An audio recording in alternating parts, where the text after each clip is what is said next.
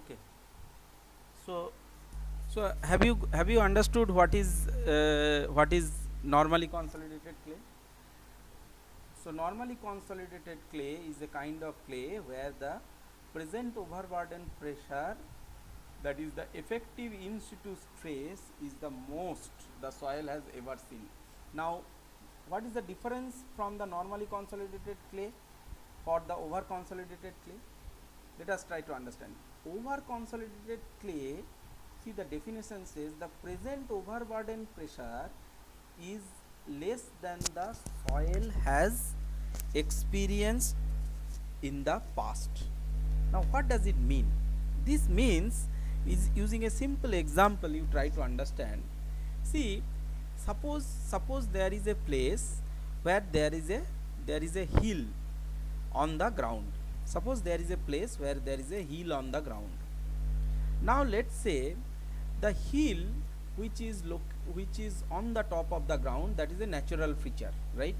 So on that natural, because of that natural feature and because of the excuse me sir. Sir PPT नहीं दिख रहा है sir. PPT नहीं दिख रहा है? हाँ sir, your no sir. Okay, okay, sorry. See, this is the problem actually. Connection, after connection gets lost, then again you have to do everything, na? I forgot to share the screen. Let me share. Sorry.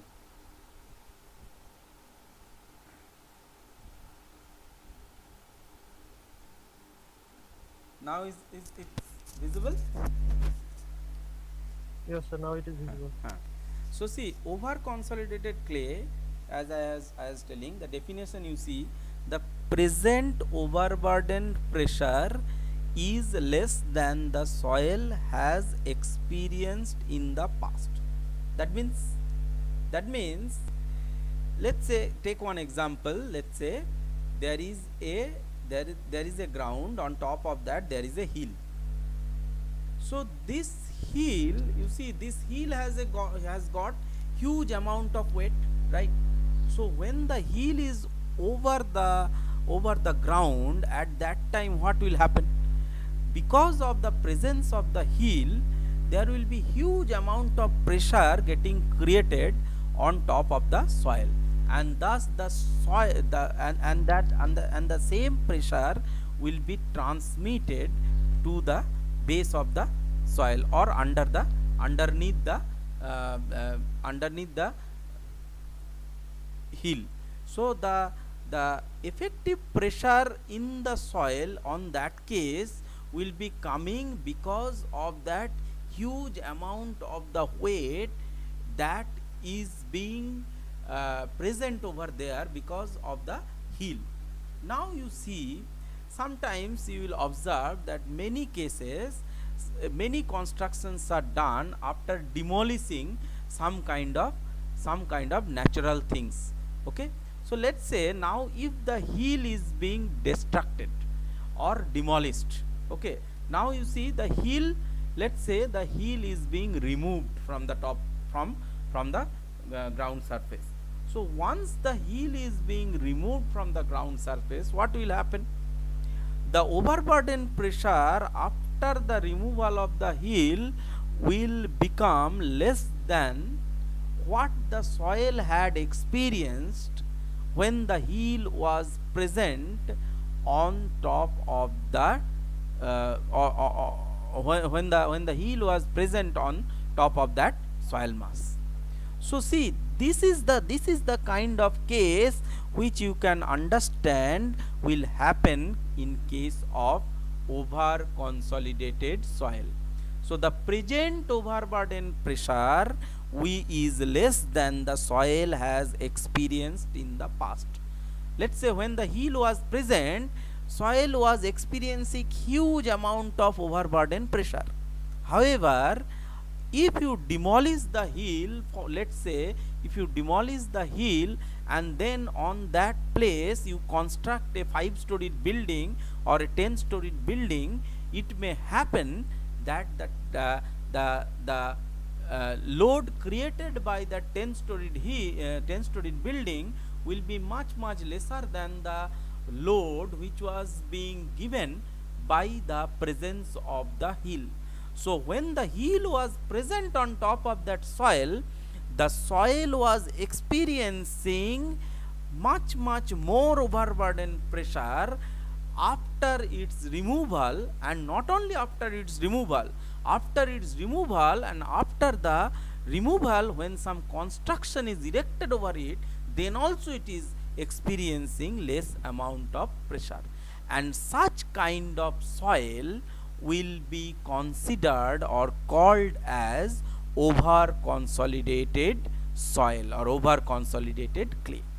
So have you understood what is the difference between normally consolidated and over consolidated soil?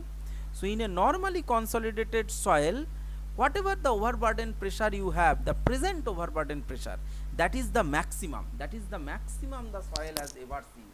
Whereas in case of over consolidated soil, the soil would have experienced the maximum overburden pressure in past.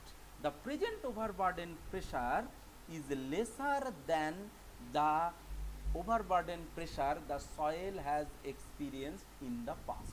This is actually the difference between normally consolidated clay and over consolidated clay. Okay. So you see the next definition, this is another one very important definition. See, these definitions are very important because using these definitions, the mathematical formulations will be developed later on while you will be calculating the settlement of the soil or the consolidation settlement of the soil. Because for a normally consolidated clay, the calculation will be something, and for a over consolidated clay, the calculation will be little different than normally consolidated clay. Okay, so we will discuss that. Now the next term, you see, there is a term called pre-consolidation pressure. There is a term called pre-consolidation pressure. Okay, so what is this? What is this pre-consolidation pressure? This pre-consolidation pressure will come only in case of the over consolidated clay. Okay, so it is not the term which is relevant to normally consolidated clay, it is the term relevant to over consolidated clay. And for the over consolidated clay, as I have mentioned you, that the soil would have experienced a maximum overburden pressure in the past, so that maximum effective past pressure what the soil has experienced, that will be termed as pre-consolidation pressure. Have you got it? So pre-consolidation pressure is nothing but the overburden pressure or the maximum overburden pressure the soil has experienced in the past in case of a over consolidated soil. This term is not relevant to a normally consolidated soil, because normally consolidated soil, when you are talking about, the present overburden pressure is the only pressure, and that is the maximum pressure the soil has experienced. Okay. Now using these two definitions, that is normally consolidated and over consolidated clay, and this pre-consolidation pressure, there is another one term or definition you must understand clearly, that is called over consolidation ratio. It is also called OCR. Now what is this OCR? This over consolidation ratio is nothing but the ratio between this pre-consolidation pressure, that means this one, that means whatever the soil has experienced, whatever the maximum overburden pressure the soil has experienced in the past, that is the pre-consolidation pressure. So it is the ratio between the pre-consolidation pressure and the present effective vertical pressure. What is present effective vertical pressure? Present effective vertical pressure means the pressure which is being created on the soil after the constructed facility being erected on that soil. So the present effective vertical pressure, the ratio between the pre-consolidation pressure, that means the maximum pressure which the soil has experienced in the past because of some pre-existing construction or pre-existing natural feature on top of the soil, that pressure to the ratio to the present effective vertical pressure will define this term over consolidation ratio. So you see, in case of a over consolidated soil, how much the soil has been over consolidated, or how, what is the degree of over consolidation, what is the degree of over consolidation, that can be defined using this OCR term. Okay, so this over consolidation ratio term will ideally define the the amount or the magnitude of over consolidation for a clayey soil. Okay, now you see this graph, you see this graph, if you observe, see this is also the graph between effective pressure and void ratio. So see, in the previous class, in the laboratory experiment, whatever we have seen, we are seeing this kind of graph, that in the laboratory experiment generally we get a this kind of graph. So basically, if you see, this kind of graph will be observed in case of normally consolidated clay. So in case of normally consolidated clay, you may get this kind of graph, but in case of over consolidated clay, you see, you may get some different kind of E log P graph or E log sigma graph in the laboratory. So you see, this is a kind of graph, this is also E log P graph. Here you see what is happening. See the soil, this compression is happening along this. Then you see there is a rebound, and then again further consolidation is happening. So this is a kind of curve, which will represent you the over consolidated soil, That means whenever there will be over consolidation, that means what? The soil has already experienced a past pressure which is more than the present overburden pressure. Okay, so the present overburden pressure, whatever the soil is now under, soil has experienced more overburden pressure in the past. So whenever you construct a building, or whenever you construct a facility, or whenever you construct a structure on top of that soil, the consolidation characteristic for such kind of soil, that means the over consolidated soil, will be little different than the normally consolidated soil. Okay, so first you need to understand normally consolidated clay's behavior, and then we will understand what will happen to the over consolidated clay's behavior. So this graph we will be using, and the slope of this curve, these curves will be used to find out the values of the consolidated settlement.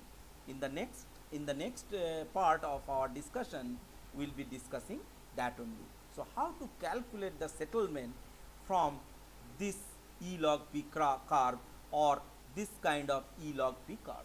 So this is what our next part of the discussion. So see, we will not get into this part, now, we will come to this later. Let us first discuss the next slide. So let me go to this one. Okay, so see, this calculation of settlement from 1D consolidation. So how do you now calculate the settlement from 1D consolidation? So one dimensional consolidation test, how do you calculate the settlement? So you see, this is what we have seen yesterday also. There is a soil mass, and we have said the height of the soil mass is HS, and the total height of the soil is H, and the height of the void is HV. And when the incremental pressure is happening on the is given on the soil mass, then the soil is getting compressed because of the expulsion of the pore water from the soil, and because of that the void ratio is changing, and delta E we have calculated, and from the initial void ratio we have got different terms like E0, E1, E2, E3, gradual decrease of the void ratio, and we have plotted the void ratio versus log of effective pressure curve, and that curve, how to prepare that curve, that we have understood already. Now from that curve, from using that curve, how will we be able to find out the settlement of the soil, we will be understanding now. So see, in this soil sample, you see this is the height of the soil sample. So here this is the height of the soil sample. Now this soil sample will be consisting of solid and it will be consisting of void. Yesterday we have already discussed it. Okay. So this soil sample, you see the volume, let's say the initial volume of the soil sample is V0. Okay. So initial volume of this soil sample is V0. Okay. So once the consolidation starts, gradually this V0 will reduce, and let's say after all the consolidation process is over, let's say the volume of the this soil mass, complete soil mass is V1. So what is the change in volume? The change in volume is delta V amount. The change in volume is delta V amount. So delta V is the change in volume, and what is this change in volume? So initial volume was V0, and after the settlement, and what is the settlement? Settlement, if you see here, it is seen, here it is shown over here. So the change in height of the soil sample, so change in height of the soil sample is the settlement, and that is being represented as SP. If you see, this is represented as SP. Okay. So settlement of the soil. So the change in volume of the soil, that is being given as delta V. So delta V is nothing but your V0 minus V1, because initially it was V0, and after the consolidation is over, soil has been compressed and it has, the volume of the soil is V1.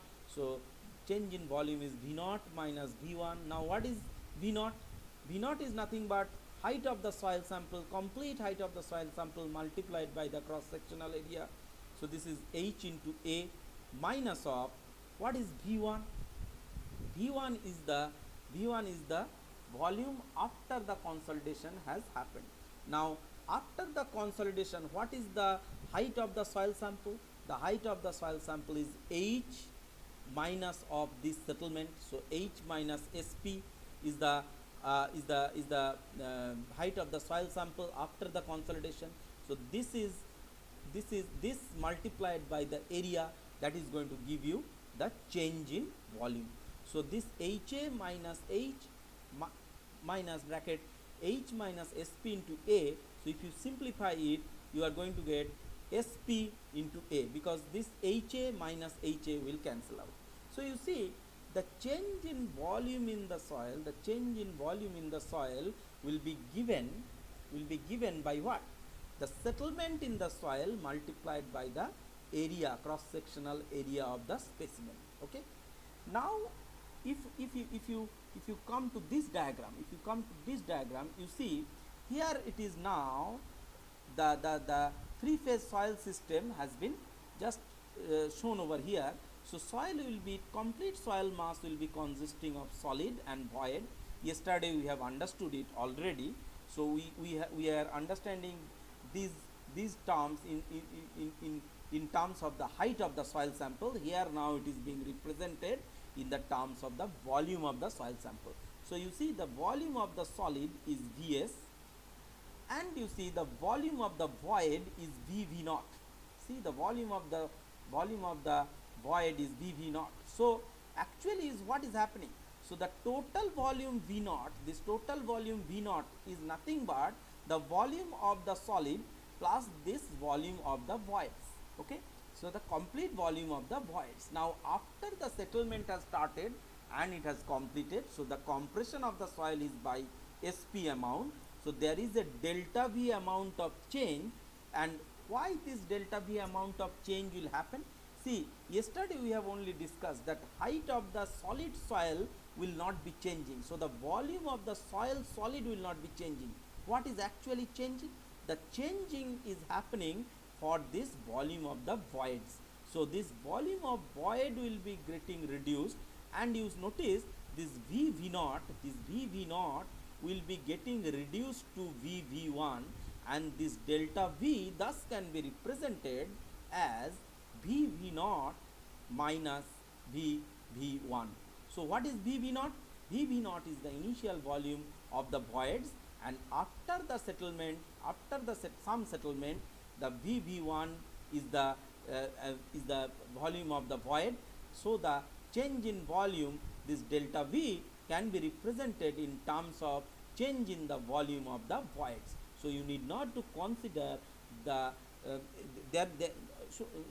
need not to consider there will not be any change in the volume of the solid. This point you should understand very clearly. Okay. Now let us go to the next slide. You will be understanding it more clearly. So you see, delta B you are getting SP into A. Again you see the delta V from this volume graph, we are getting VV naught minus V1. So let us go to this one. So what is delta V? As from the previous slide you have seen, this delta V is SP into A, and from this diagram you have seen delta V is nothing but VV naught minus VV1. So that is being explained over here. The same diagram is shown, over here, and you see in the same diagram delta V is given as equal to SP into A. So settlement into A equal to volume of the voids, initial volume of the voids minus the volume of voids after the settlement, this much SP. So what is this? VV naught minus VV1. So VV naught minus VV1, you see this delta V is nothing but the change in the volume of the voids, because there is no change in the volume of the solid at all is happening, because this Vs is remaining constant. You must understand this. What is changing? Only change is happening to the volume of the voids. So I can say, we can say this delta V is equal to delta VV. So this delta VV is nothing but the change in the volume of voids. Okay. So if you see this delta VV, now what is this delta VV? What is this delta VV? So what is the term delta E we have understood in the previous class? What is the term delta E? Anyone can tell?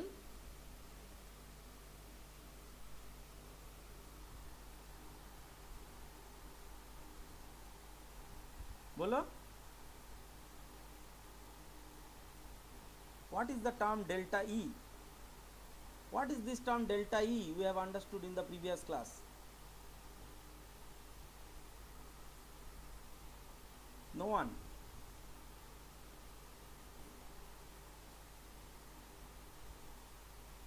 Utkarsh?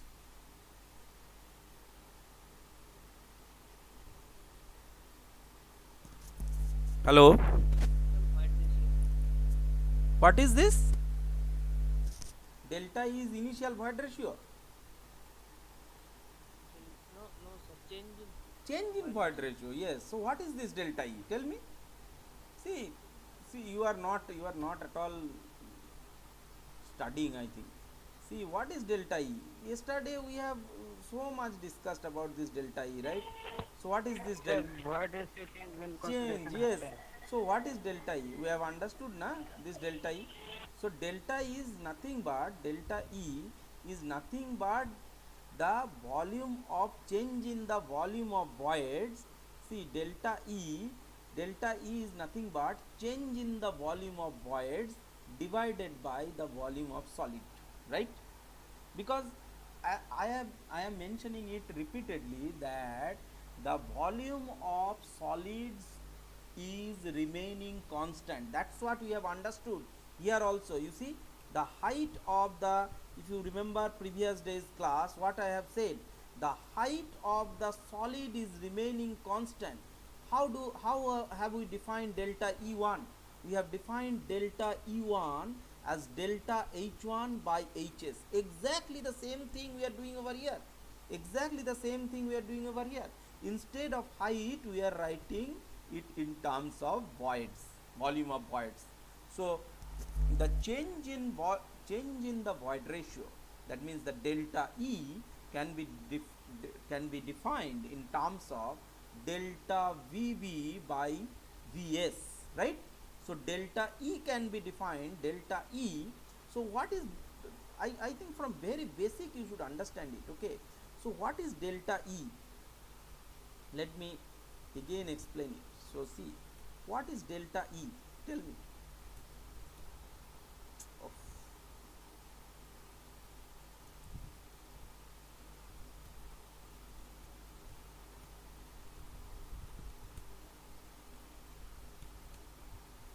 what is delta E? Tell me.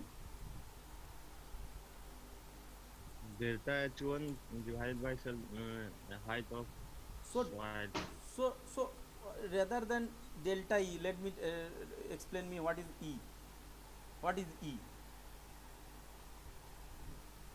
How do you define E? Sir, volume of void by volume of Vo- solid. volume of void, exactly. Volume of void divided by Yes. Volume of soil solid. volume of soil solid, absolutely correct. So you see, volume of void by volume of soil solid. Now you see, if I try to write this in terms of delta term, that means if I want to find out what is the value for delta E, that means what is the change in void ratio. So how do I define change in void ratio? Change in void ratio will be change in the volume of void by volume of solid. This is so simple, because the volume of solid is not going to change. What is changing actually? The voids are changing, right?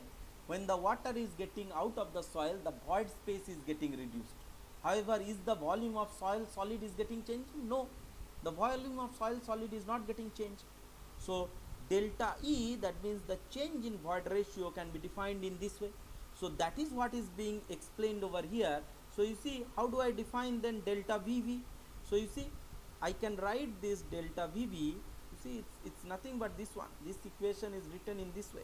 So you see, I can write it that delta VV is equal to delta E from this equation only, whatever, into this Vs. Is it now clear? So delta VV, change in void ratio, is nothing but change in volume of voids is nothing but change in void ratio multiplied by the volume of solid. That's what is written over here. See these, it looks to be mathematical derivations, but you see, these are coming from the very basics of soil mechanics, the first chapter of soil mechanics, where you have learnt about void ratio, other, and the volume of void, volume of solid, all those things, okay? So these are coming from very basics, and when you will be solving tricky problems, in that case you need to understand these concepts. Not only using direct formula you will be able to solve the problem, you will have to understand the tricky things. So if you are not clear on these basic concepts, you will not be able to solve the problem, because you, in many cases, you will have to calculate this delta E by this kind of methodology, okay? So you now see, what is the volume of solid? What is the volume of solid? So this is again coming from, the very basic of soil mechanics. So what is the volume of solid? Tell me. So how do you calculate this Vs? How do you calculate this Vs? So what is V0? No one is answering. Sir, height of What is V0? What is this term? The volume of the soil, right? See, just before previous slide we have understood this. So this is V0. What is V0? V0 is the total volume of the soil, right? So V0 is the total volume of the soil. So how do you get it? This total volume of the soil is what? See, you should Area into height. area into height is okay, but how do you get it in terms of other two terms? Bolo. See, V0 is what? V0 is the total volume of the solid, right? Soil. So what is total volume of the soil? Total volume of the soil consists of what? You tell me. Bolo, fast. Void plus soil solid. Yes, so void volume of solid plus what? Bolo? VB sir. Yes, volume of void. See, from basic you should understand. So volume of solid plus volume of void. So what is your volume of void? What is your volume of void? What is the volume of void? Suppose Ds into E. suppose I go over here, then yes, absolutely correct. So can I write this? So volume of solid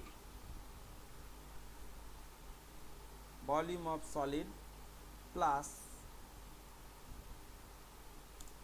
what should I write this VV? What is my E? E is equal to VV by Vs. That's what we have understood. E is void ratio. So this is the initial void ratio. So I can say this is my E naught. So if the initial void ratio is E naught, so if the initial void ratio is E naught, what is the definition of E naught? Volume of void by volume of solid. So what is my volume of void? Volume of void is nothing but E naught into Vs. So just put over here E naught Vs plus control B E naught into this Vs. So if you put over here, then what you do? You just take common. So take out this Vs. So if you take out this Vs, what will be remaining? So there will be 1 from this term, you will be getting 1, and from this term there will be plus this E naught, isn't it? So this will be remaining. So this will be Vs into 1 plus E naught. So what will be then Vs? You tell me. What will be then Vs? So Vs, thus Vs, if I write this as Vs, is going to be what? Vs is going to be V naught by 1 plus E naught. yes. So this is what V naught divided by this term 1 plus E naught. Got.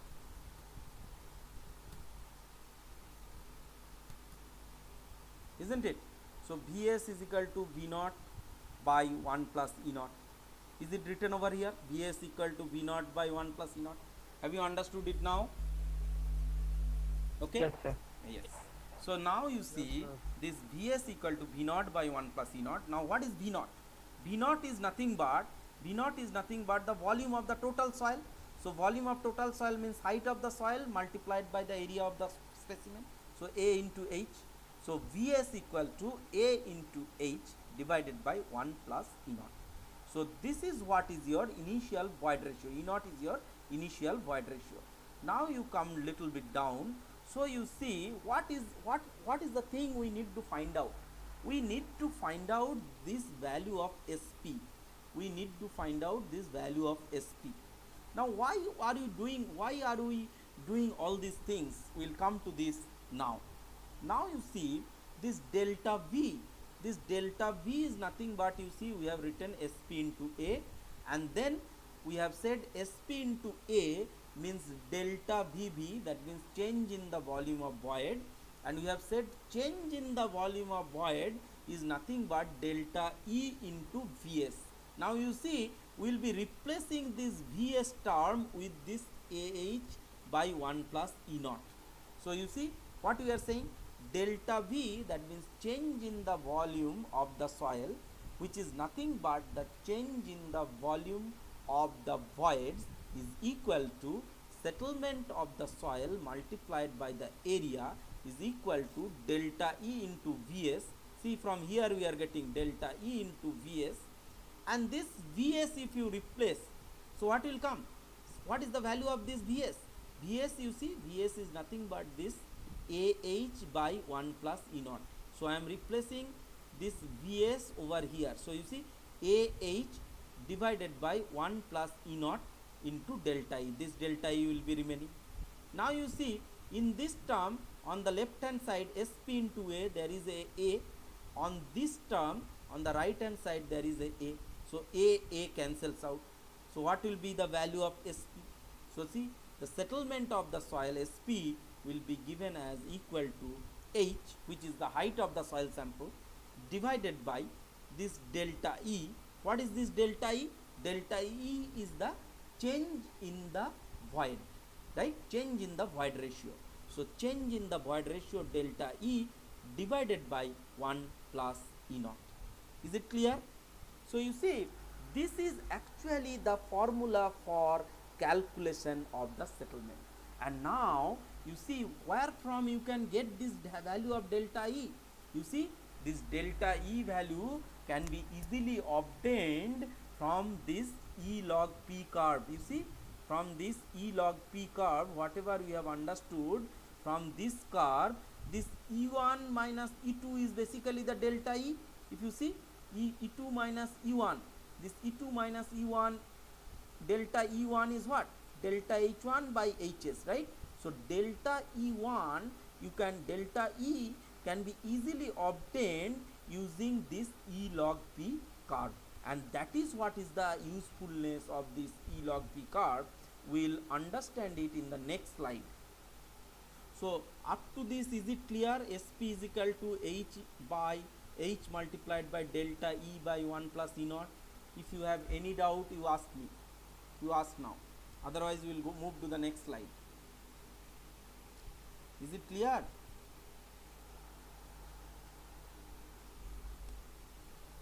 Any doubt? See, someone should respond. Otherwise, how do I understand whether you are understanding? No, sir. You understood? Clear? Okay. Yes, sir. Yes.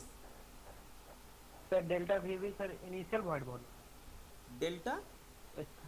VV, the change in void volume after settlement. This one. Delta VV. Yes, sir.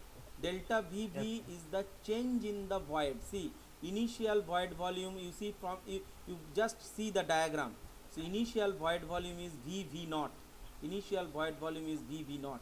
After the settlement, the void volume is VV1. After the settlement, void volume is VV1. So VV naught minus VV1 is delta VV. So delta VV is nothing but the change in the void volume. The change in the void volume, and which is nothing but the settlement multiplied by the area. See, from the diagram you can very easily understand. It is not, no mathematics is there. It's just from the diagram you should understand. Okay. So see, from this term now you see, now we have come to this settlement part, and from the settlement part you see we have seen there is a term delta E. Now you know how to calculate E naught. We have yesterday understood how to calculate E naught. Using the H and Hs value, you should be able to calculate the value of E naught. Okay. Now how do you calculate this delta E? Let us see in the next slide. Okay. So you see, if I go to this slide, you see what will be the value of this delta E. So you see, delta E is now delta E. If I say, so what is actually delta E? You see, this delta E is being replaced. You see, in this term, delta is replaced with this Cc log sigma 0 dash plus sigma dash by sigma 0, and this part you will have to understand very clearly. Okay, this part you will have to understand very clearly. Okay, now you see what is this curve. this curve is nothing but your E log P curve, isn't it? This curve is nothing but your E log P curve. Now, if you take the slope of the E log P curve, that means the change in void ratio if you want to calculate. So see, so let's say from here to here, if I come from here, this is E naught, let's say, and from here it is, there is some void ratio. So there will be some change in void ratio. Now you see this change in void ratio, whatever will happen, sorry,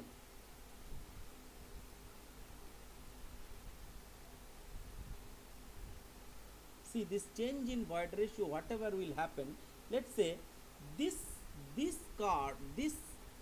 card whatever you are getting, so from some point if you draw a tangent to this, so this is called actually the virgin consolidation line.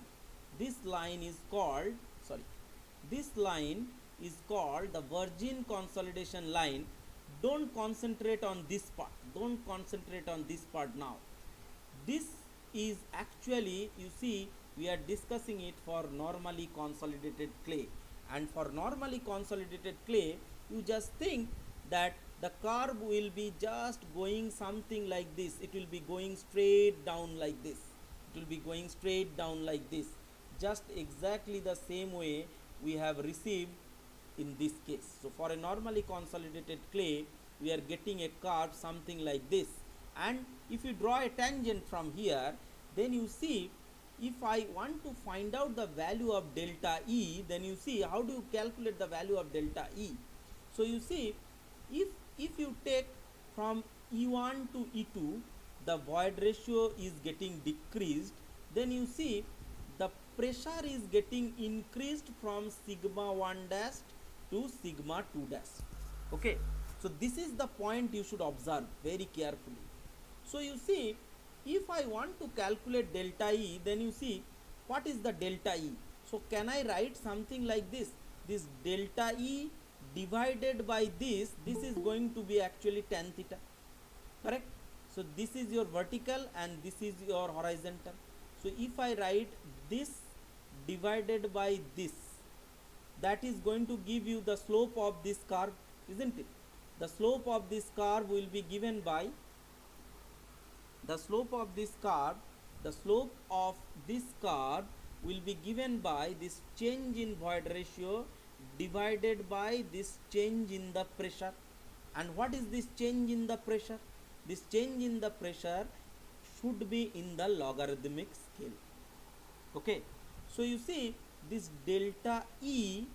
So if you see, suppose E1 is at sigma 1 dash pressure and E2 is at sigma 2 dash pressure. Okay, so let me explain it here so you will be understanding it more clearly. So let's say at E1, when the void ratio was E1, what is the value? When the void ratio was E1, what is the value of pressure we are having? We are having the pressure value, as I am writing P, okay, instead of sigma I am writing as P. So I am having P1. So we are having P1 dash, let's say we are having P1 dash, okay, or after this let's put, so we are having P1 dash. Now at the void ratio E2, what is the value of pressure we are having? What is the value of pressure we are having?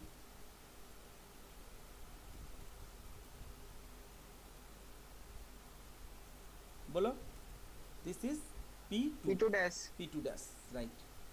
Is it P2 dash or something else? Sir. Have I written it correct or wrong? Sir Sudhanshu join करना चाह रहा है. हाँ, बोलो. So you see, so if I write it this, is it correct? At E1 is it P1 dash and at E2 is it P2 dash? Have I written it correct from this graph? If I have written it from this graph, have I written it correct? See, instead of sigma 1 dash sigma 2 dash, I have written it p1 dash p1 2 dash. So is it correct or wrong? Tell me. Correct. See, that is what you should understand. See, this, see, E1 and E2, we are plotting it in normal scale. Whereas you see, this effective pressure, we have plotted in which scale? Logarithmic scale. Isn't it? On this effective pressure, when we have plotted this E log P curve, multiple time I have mentioned you that effective pressure will be plotted in terms of log scale, right?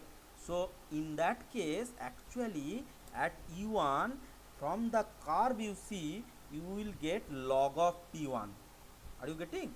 So the value from the graph you will be getting at E1, the pressure is log of P1, and at E2 the pressure is log of P2. Why? Because you see, because this curve is not normal curve. It is on this axis, it is normal plotting. On this axis it is plotted in the logarithmic scale.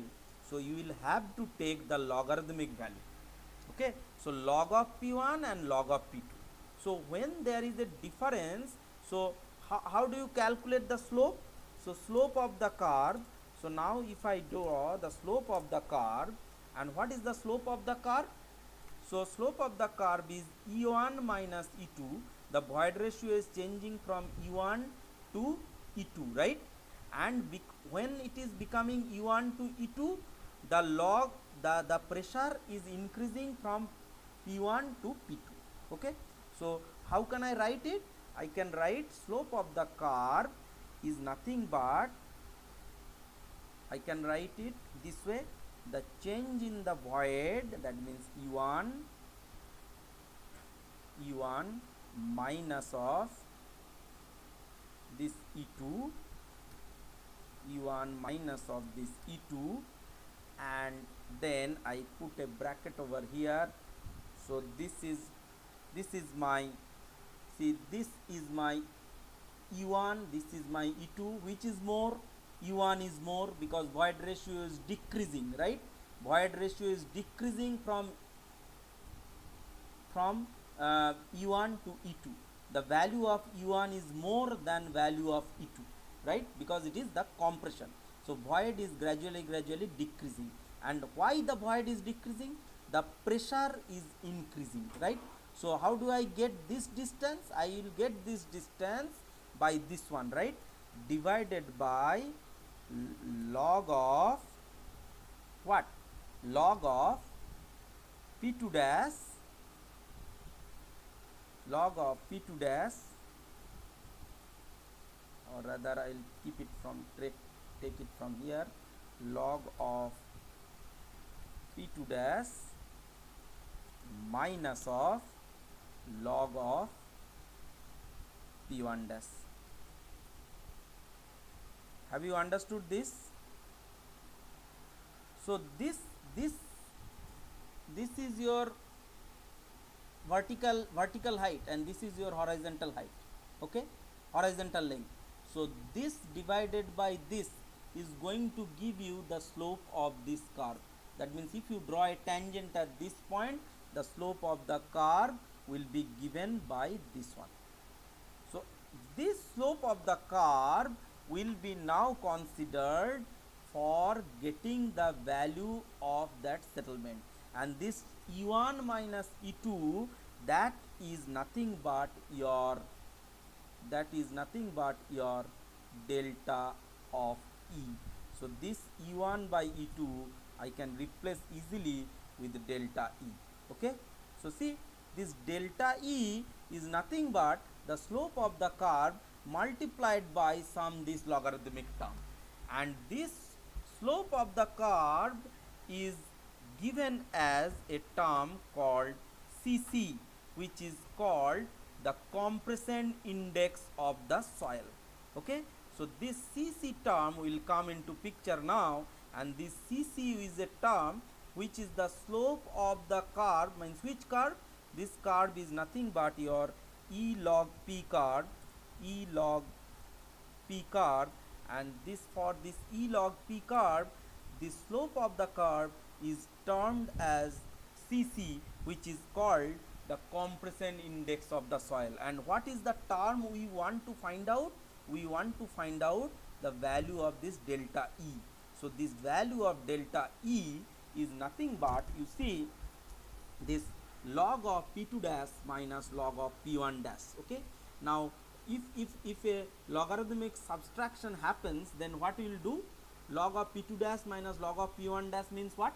How can I simplify it? Log of, bolo? P2 dash by P1 dash. Yes, log of P2 dash by P1 dash, correct.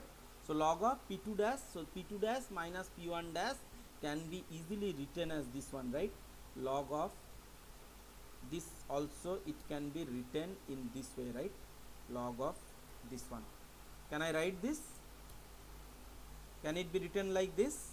This is the logarithmic, simple logarithmic calculation, right? So what will be the value of delta E? So the value of delta E, you see, the value of delta E thus will be equal to this compression index multiplied by the term, this one, okay, this term, okay. And this is what, if you replace this term delta E with this term, you will get finally this one. See this term, the final slide, the slide where whatever we are seeing. So you are going to get this way, this kind of term. So what you are doing? You are just replacing, you see, this is actually Cc. What you will do? See, sorry, this is the settlement term you have calculated.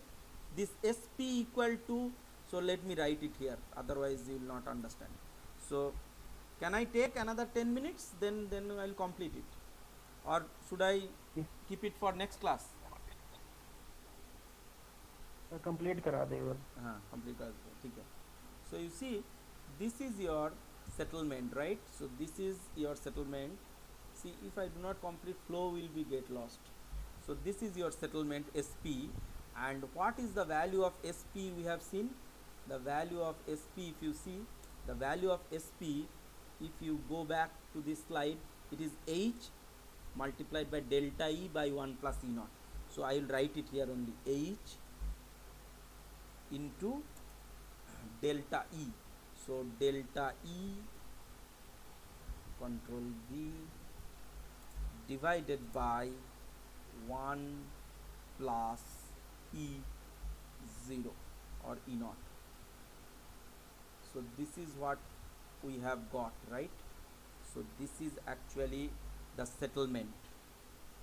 Now delta H I am keeping constant, so let's say, let us write from this term, next step, if I write it like this, so delta H by, I write it H by 1 plus E naught, and then multiply this delta E. So I can write it in this way. And what is this delta E? See, delta E we have calculated now from the E log P curve. This delta E is nothing but Cc into log P2 dash by log P1. So can I write this way? I can write it in this way. Okay, have you understood or not? Is it clear? So you see, Yes, sir. yes, so see, this is this P2 dash, this P2 dash is what? This P2 dash, you see, this P2 dash when you will write, if I go back to the virgin this curve again, so what is this P2 dash? Instead of sigma 2 dash, I have written it P2 dash. So what is this P2 dash?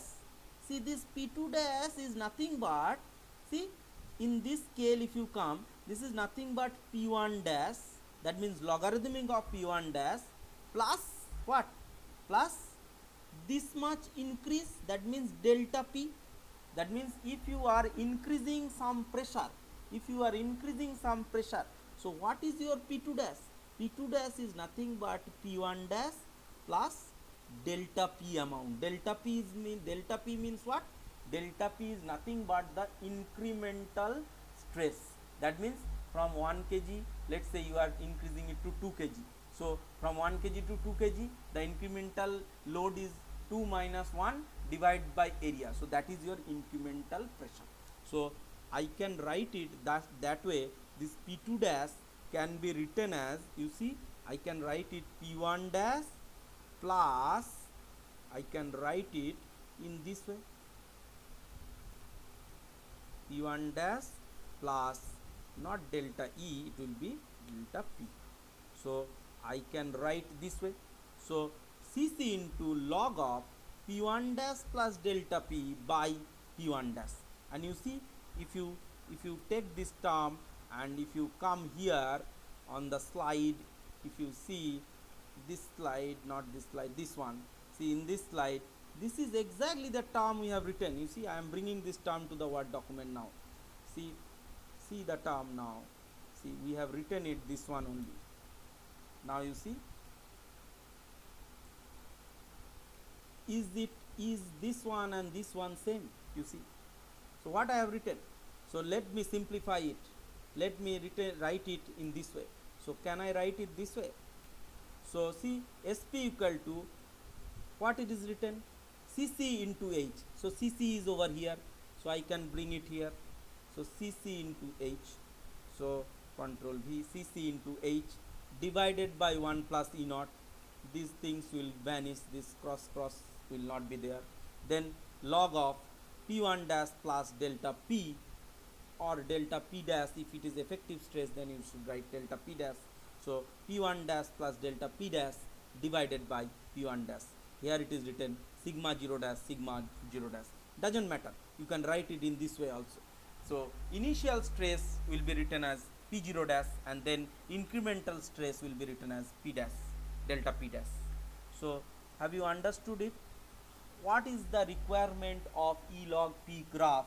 You must understand, and you should very carefully understand what is this Cc. So you see, what is this Cc? Cc is nothing but the slope of the E log P curve, and this Cc is termed as compression index.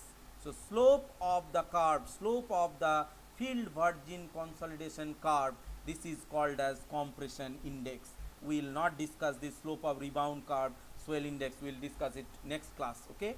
And you see, this kind of curve, this field virgin consolidation curve, you will be observing for the normally consolidated clay, okay? So see, finally what we are getting this formula. Finally we are getting this formula, and you see, for this getting this formula, so many things are involved in consolidation. So one dimensional consolidation test, you understand, it is such an important test. So many things are involved, okay? First, you see, you will have to find out initial void ratio E naught, then you will have to calculate the delta P, delta E's, and then from the delta E's you will have to calculate different void ratios, and then with the incremental pressure you will have to plot the E log P curve, and once you plot the E log P curve, you can directly calculate the value of settlement using this compression index value. And what is the compression index value? The compression index value is nothing but the compression index value is nothing but Surajit Kumar Jana. The compression index value is nothing but the slope of the field virgin or consolidation curve. It's very important. This formula is very important formula. You must remember it by heart. You should by heart this formula, and each and every step, the way I have explained, you should keep in mind, because in competitive exams, in GATE exam or engineering service or any type of competitive exams, these problems are asked from the very basic level, okay? So only using this formula you may not be able to solve. Sometime only using this formula also you will be able to solve the problem. However, the Cc value will not be given. So from the inner part of the problem, you will have to find out what is the value of Cc, okay? So you should be very clear about this concept. If you have any doubt, please go through first. Please go through, understand, try to understand it first, and then if you have any question, you please ask me in the next class. Okay, so I think we should stop here. Lot of time I have taken, so thank you very much. Let me take the attendance and then we'll stop the class. Okay.